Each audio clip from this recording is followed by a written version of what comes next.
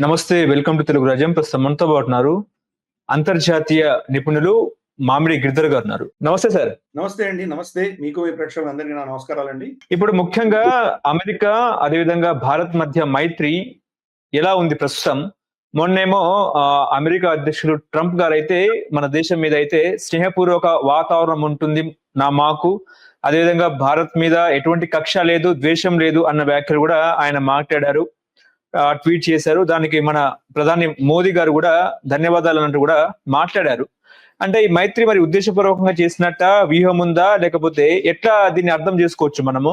మనకు అమెరికాకు మధ్యలో ఉన్నటువంటి సంబంధాలు చాలా చాలా దారుణంగా దెబ్బతిన్నాయి.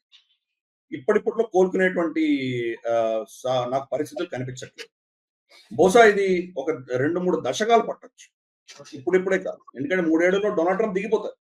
దిగిపోయి ఇంకెవరో రాష్ట్రపతి వస్తారు. అయినా కానీ కూడా మన ఇద్దరి సంబంధాలు కోలుకోలేనటువంటి దెబ్బ ఈరోజు డొనాల్డ్ ట్రంప్ కొట్టడం జరిగింది.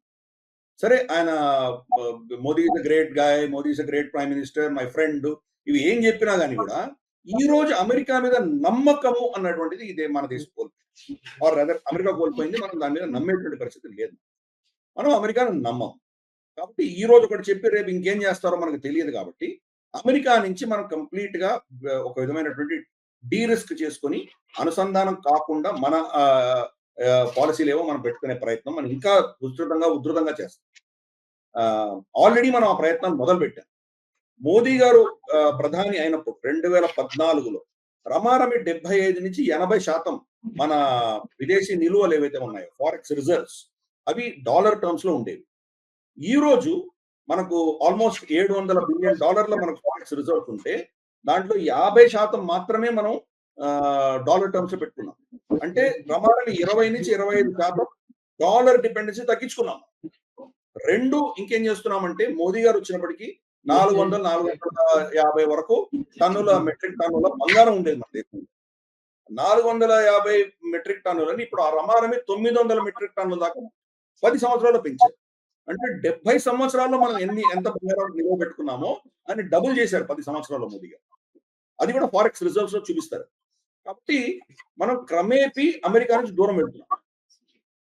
రీసెంట్ గా ఈ టారిఫ్లు మన మీద 50% సుంకాలు వేసిన తర్వాత ఆర్బీఐ ఒక నోటిఫికేషన్ జారీ చేసింది. ఆర్బీఐ నోటిఫికేషన్ ప్రకారం ఏంటంటే కనుక మనకు బ్రిక్స్ దేశాలు ఏవైతే ఉన్నాయో వాళ్లతోటి వాణిజ్యం అనేది రూపాయలతో కానీ వాళ్ళ కరెన్సీలోనే చేస్తామని మనం నిర్ణయం తీసుకున్నాం. కాబట్టి డాలర్తో మనం వాణిజ్యం చెయ్యం. అంటే ఏంటి, బేసిక్ గా మనకు బ్రిక్స్ లో ఉన్నది ఏంటి, పెద్ద పెద్ద దేశాలు 3. భారతదేశము, చైనా, తర్వాత రష్యా. ఈ 3 చాలా పెద్ద దేశాలు. బ్రెజిల్ ఒక మోస్తరు దేశం, సౌత్ ఆఫ్రికా చాలా చిన్న దేశం. తర్వాత మనకి ఇథియోపియా లాంటివి, ఈజిప్ట్ లాంటివి, ఇరాన్ లాంటివి ఇంకో 3-4 దేశాలు యాడ్ అయినాయి. కానీ బట్ ఓవరాల్ గా ఈ 3 దేశాలు చాలా పెద్ద దేశాలు. మనకు చైనాతో కానీ లేదా మనకు రష్యాతో కానీ మనం బ్రెజిల్తో కానీ మనము భారతీయ రూపాయలలో కానీ వాళ్ళ కరెన్సీలో యువాన్ కానీ రూబుల్స్ లో కానీ మనం వాణిజ్యం చేసుకుందాం నిర్ణయించాం. అంటే డాలర్ ని మనం ముట్టబోవట్లేదు. ఎదిగేటువంటి ఎకానమీస్ ఇవే రెండే, చైనాను, భారతదేశం. వీళ్ళు డాలర్ ని తిరస్కరిస్తే డాలర్ పరిస్థితి ఏమవుతుంది? అందుకనే ఆ బెదిరింపులకే మీరు చూస్తే కనుక టారిఫ్లన్నీ కూడా బ్రిక్స్ దేశాల మీద వేశాడు. ఒకరొక కారణం చెప్పాడు. మనకేమో ఆ రష్యా నుంచి చమురుకుంటున్నామని చెప్పి మన మీద వేస్తే బ్రెజిల్ మీద అదే సేమ్ 50% వేశాడు. బ్రెజిల్ ఏం పాపం చేసింది? అసలు ఈ సుంకాలన్నీ ఎందుకు వేస్తున్నాను అంటే మా దేశంలో తయారైన వస్తువులు మీరు ఎవరు కొనుక్కోవట్లేదు, మీ దేశంలో తయారైనవని మా మీద డంప్ చేస్తున్నారు, అందుకని వేస్తున్నాను అని ఫస్ట్ ఆయన ఒక జనరల్ స్టేట్మెంట్ ఇచ్చాడు. బ్రెజిల్ కి సంబంధించి ఎగ్జాక్ట్ గా ఉల్టా. అమెరికా నుంచి బ్రెజిల్ ఎక్కువ కొనుక్కుంటుంది, బ్రెజిల్ నుంచి అమెరికా చాలా తక్కువగా ఉంటుంది. అయినా వాళ్ళ మీద 50% ఎందుకు వేశాడు? కాబట్టి ఆయన చెప్పే లాజిక్ ఏం సంబంధం లేదు. ఈ డాలర్ ఎక్కడ దాని అస్తిత్వం కోల్పోతుందని దానికి వ్యతిరేకంగా ఏ దేశాలు పనిచేస్తున్నా వాళ్ళ మీద కక్ష తీసుకునేటువంటి ప్రయత్నం ఆయన చేస్తున్నాడు. గతంలో సద్దాం హుసేన్ కానీ లేదా ముమార్ గదాఫీ కానీ వీళ్ళు ఏంటంటే డాలర్ కాకుండా వాళ్ళ దేశంలో ఉన్నటువంటి చమురు వేరే కరెన్సీస్ లో అమ్మే ప్రయత్నం చేశారు. అందుకని వాళ్ళని చంపేశారు. సో అదే పరిస్థితి ఈ రోజు ఈ సుంకాల ద్వారా, ఈ టారిఫ్ల ద్వారా చేసే ప్రయత్నం చేస్తున్నాడు. కాబట్టి మనం ఈ రోజు అమెరికాని నమ్మేటువంటి పరిస్థితి లేనే లేదు. మోదీ గారు 2014లో వచ్చినప్పుడు ఆయన అమెరికాతో వాణిజ్యం మైత్రి పెంచుకుందామని ప్రయత్నం చేశారు. మనకు మోదీ గారు వచ్చినప్పుడు ఈ ప్రయత్నాలు చాలా చేశారు. ఫర్ ఇన్స్టెన్స్ మనకు యుద్ధ విమానం తేజస్ యుద్ధ విమానం ఏదైతే ఉందో దాంట్లో ఇంజిన్ గురించి చర్చ జరిగినప్పుడు చాలా కాలంగా వాళ్ళు అమెరికన్ ఇంజిన్ పెడదామా వద్దా అని చెప్పి గత కాంగ్రెస్ ప్రభుత్వం నిర్ణయం తీసుకోలేదు. మోదీ గారు వచ్చిన తర్వాత ఏం చేశారంటే తేజస్ ని మనం ఎట్టి పరిస్థితుల్లో ముందుకు తీసుకెళ్దాము. ఇంజన్ మన దేశంలో ఇంజన్ లేదు కదా, అమెరికా నుంచి కొందామని చెప్పి మనం జీఈ జనరల్ ఎలక్ట్రిక్ నుంచి 404 అనే ఇంజన్ మనం కొన్నాం. ఆ ఇంజన్ యొక్క డిజైన్ దాని ఆధారంగానే మొత్తం తేజస్ డిజైనింగ్ అంతా జరిగింది. మిగతా ఎయిర్క్రాఫ్ట్ డిజైనింగ్ జరిగింది. సో మైత్రి బాగానే ఉంది కదా, వాళ్ళు ఇస్తారు కదా అని అనుకున్నాము. 2.5 సంవత్సరాలు డిలే చేశారు. 2.5 సంవత్సరాలు డిలే చేసి ఇప్పుడు కూడా ఏంటంటే నెలకి 2 ఇస్తామంటున్నారు. ఇంతవరకు మార్చి నుంచి ఇంతవరకు 2 ఇంజన్లు ఇచ్చారు. తర్వాత మళ్ళీ ఇప్పుడు ఆగస్ట్ లో ఇవ్వాల్సిన 2 ఇంజన్లు ఇవ్వలేదు మనకి. సెప్టెంబర్ లో 3 ఇచ్చే ప్రయత్నం చేస్తామంటున్నారు. కాబట్టి ఈ రోజు అమెరికాని ఈ రోజు నమ్మేటువంటి పరిస్థితి లేదు. మనం కనుక పాకిస్తాన్ లాగా F-16లు ఇవన్నీ కూడా మనం అమెరికా నుంచి కొనుంటే మన పరిస్థితి ఏమై ఉంటుంది? ప్రతి నట్టు బోల్ట్ కూడా వాళ్ళ దగ్గర నుంచి కొనుక్కోవాల్సి వస్తుంది. మనం తయారు చేసుకోవడానికి వీల్లేదు. ఈ ఆంక్షలన్నీ పెట్టుండేవాడు. ఒక్కసారి ఇరుక్కున్నామంటే రేపు మనం చైనా తోట పాకిస్తాన్ యుద్ధానికి వెళ్తే కనుక మీరు యుద్ధం చేయడానికి వీలు లేదు అంటే వాళ్ళు ఎయిర్క్రాఫ్ట్ పని కూడా చేయరు. ఎందుకంటే దాని స్పేర్ పార్ట్స్ ఇవ్వరు వాళ్ళు, దాని సాఫ్ట్వేర్ వాళ్ళ అధీనంలో ఉంటుంది. కాబట్టి అమెరికా తోటి మనం దగ్గర అవుదాము, అమెరికాతో మైత్రి పెంచుకుందామని ప్రయత్నం చేసినా ఈ రోజు అమెరికా అంటే నమ్మకం భారతదేశంలో లేదు, భారత ప్రభుత్వానికి లేదు. వాళ్ళని నమ్మితే చాలా ఇబ్బంది. అందుకనే మనం ఏం చేసామంటే అమెరికా దగ్గర నుంచి కొనుగోళ్లు అన్ని కూడాను మన క్రిటికాలిటీ ఏది ఉందో, మనకు స్ట్రాటజీగా ఏది అవసరమో అవి కొనుక్కోలేదు. ఇంకేమో కొన్నాం మనం. వాళ్ళ ఫీల్డ్ గన్స్ కొన్నాం, బోఫోర్స్ లాంటివి 777 గన్స్ కొన్నాం. అవి మన కళ్యాణి గ్రూప్, మనకు ఎల్ఎన్టీ వీళ్ళు తయారు చేయగలరు మన దేశంలో. అయినా అమెరికా దగ్గర నుంచి ఊరికే కొన్నాం. అలాగే అపాచీ హెలికాప్టర్స్, మనకు తర్వాత చినాక్ హెలికాప్టర్స్ ఇవి కొన్నాం. అది హెచ్ఎల్ కూడా తయారు చేయగలదు. కాబట్టి వాళ్ళ మీద కంప్లీట్ గా ఆధారపడకుండా మనం చాలా ప్రికాషన్ తీసుకున్నాము. అన్ఫార్చునేట్ తేజస్ లో మాత్రం మనం ఇరుక్కున్నాము. అదొకటి మనం క్రమేపీ రాబోయే ఒక 10 సంవత్సరాలు దానికి కూడా దూరం వెళ్తాం. కాబట్టి అమెరికాని ఈరోజు నమ్మేటువంటి పరిస్థితి లేదు. డొనాల్డ్ ట్రంప్ ఏం స్టేట్మెంట్ ఇచ్చినా కానీ కూడా ఆయన మనల్ని పౌరుతో స్టేట్మెంట్ ఇస్తే మనం కూడా పౌరుతో స్టేట్మెంట్ ఇస్తాం. అంతే, అంతకు వాళ్ళ జోలికి మనం వెళ్ళము. వాళ్ళ నుంచి డీకపుల్ అయ్యే ప్రయత్నమే చేస్తాం. ఇంత స్టేట్మెంట్ ఇచ్చిన డొనాల్డ్ ట్రంప్ ఇప్పటిదాకా 50% టారిఫ్ ఎందుకు తగ్గించలేదు? కాబట్టి మనం ఆయన చెప్పే విషయాలు మనం పెద్ద పట్టించుకోము.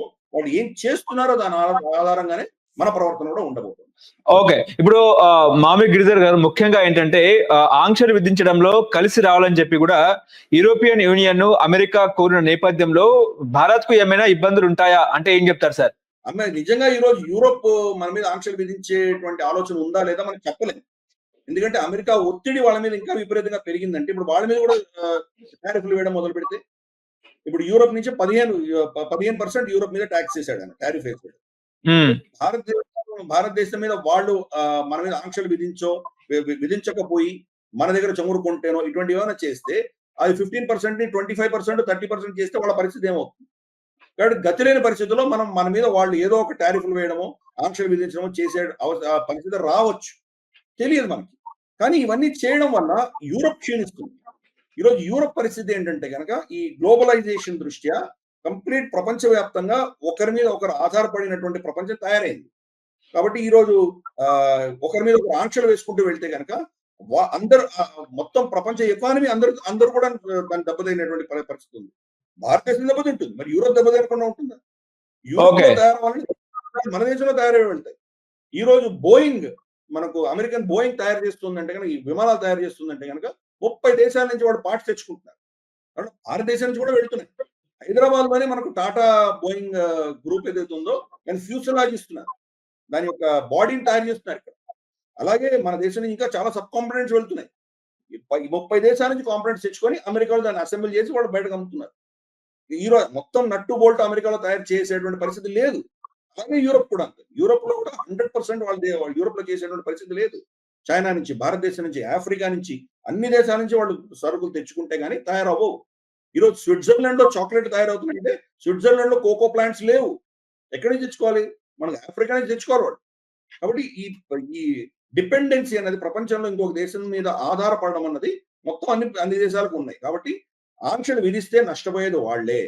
ఈరోజు రష్యా మీద ఆంక్షలు విధించి రష్యా నుంచి చమురు, గ్యాస్, పెట్రోలియం ప్రొడక్ట్స్ తక్కువ ధరలో వస్తున్నటువంటి వాళ్ళని కట్ చేయడం వల్ల చాలా ఎక్కువ, ఆల్మోస్ట్ 2-3 రెట్లు ఎక్కువ ధర వెచ్చించి అమెరికా నుంచి కొనాల్సిన పరిస్థితి ఈరోజు యూరోప్ ఉంది. తక్కువ ధరలో వాళ్ళకు వచ్చేటువంటి ఆయిల్, గ్యాస్ కట్ చేసిన వల్ల ఈరోజు జర్మనీ, ఫ్రాన్స్ మేజర్ ఎకానమీస్ ఏవైతే యూరోప్ లో ఉన్నాయో వాళ్ళ కాస్ట్ ఆఫ్ ప్రొడక్షన్ పెరిగిపోయింది, గణనీయంగా పెరిగింది. దాంతో ఈ రోజు కాంపిటీషన్ నుంచి బయటకు వెళ్ళిపోయారు. ఆ దేశాలన్నీ కూడా రెసెషన్ లోకి వెళ్తున్నాయి. గ్రోత్ 1%, 0.5%, కొన్ని అయితే -0.2, 0.3 ఈ లెవెల్లో ఉన్నాయి వాళ్ళ జీడిపి గ్రోత్ అన్ని కూడా. రాబోయే 2 సంవత్సరాల్లో మనం జర్మనీని ఎందుకు ఓవర్టేక్ చేస్తున్నాము? ఎందుకంటే వాళ్ళ ఎకానమీస్ పడిపోతున్నాయి. మనది అంత గొప్పగా పెరిగినా పెరగకపోయినా వాళ్ళ ఎకానమీస్ మనకంటే చాలా ఫాస్ట్ గా నాశనం అవుతున్నాయి. దానికి కారణం ఏంటంటే ఇదే అమెరికా ఒత్తిడి వల్ల వాళ్ళ యొక్క దేశ భద్రతను, దేశ సెక్యూరిటీని, ఎనర్జీ సెక్యూరిటీ ఇటువంటివన్నీ కూడా వాళ్ళు దూరం చేస్తున్నారు కాబట్టి ఈ రోజు వాళ్ళు సఫర్ అవుతున్నారు. మనం అటువంటి పరిస్థితికి ఉండకూడదని చెప్పి అమెరికా మీద ఎటువంటి ఒత్తిడి తీసుకొచ్చినా తట్టుకునే ప్రయత్నం చేస్తున్నాం. మనం చూద్దాం రాబోయే. హలో, తెలుగు రాజ్యం ఛానల్ చూస్తున్నారా? సామాజిక, రాజకీయ, జీవన చిత్రణే తెలుగు రాజ్యం. అతిశయోక్తులు, అసత్యాలు ఉండవు. రాజకీయ కోణం కాదు, ప్రజా కోణమే కొలబద్ద. తెలుగు రాజ్యం వీక్షణ మీ ఉత్తమ అభిరుచికి నిదర్శనం.